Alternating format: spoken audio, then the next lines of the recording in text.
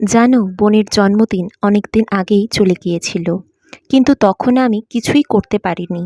শরীরটা এতটাই খারাপ ছিল যে উদযাপন তো দূরের কথা, বিছনা থেকেই উঠতে পারছিলাম না। তখনই আমি মনে মনে স্থির করে রেখেছিলাম, বোনের জন্মদিন তো আমি পালন করবই। তখনও কালী পুজো শেষ হয়েছে সবে, ঠাকুর দেখে বাড়ি ফিরছি। হঠাৎ মাথায় আইডিয়া এলো, আজ মামার জন্মদিন। ভাবলাম দুজনের জন্য একটাই কেক নিয়ে যাই। যদিও আমি আগে থেকেই জিনিসটা ভেবে রেখেছিলাম, মামা আর বোন দুজনেই কাটবে, মানে ডাবল সেলিব্রেশন, ডাবল সারপ্রাইজ।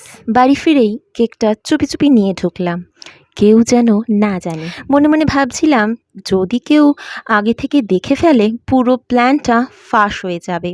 কিন্তু না, একদম মুভির মতো সব ঠিকঠাক হলো।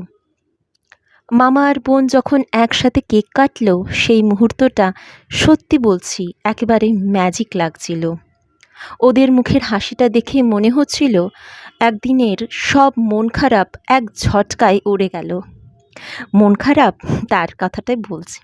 মন খারাপ কেন বললাম? কারণ আমার একটু ছোট্টখাট্টো ঝগড়া হয়েছিল ওদের সাথে। সবশেষে আমি একটু বনুকে কেক খাইয়ে দিলাম, বনুও আবার আমাকে খাইয়ে দিল। মামাকে তো আগেই খাইয়ে দেওয়া হয়েছে, সেটার আর ভিডিও করা হয়নি। কিন্তু জানো মজার ব্যাপারটা কি? বনু যে টুকরোটা খাইয়ে দিল, ওটার মধ্যে একটা ছোট্ট চকলেট চিপ ছিল, সরাসরি দাঁতে লেগে গেল। কিন্তু তবু হাসিটা থামাতে পারিনি, কারণ ওই হাসির পেছনেই লুকিয়ে ছিল অনেকটা ভালোবাসা।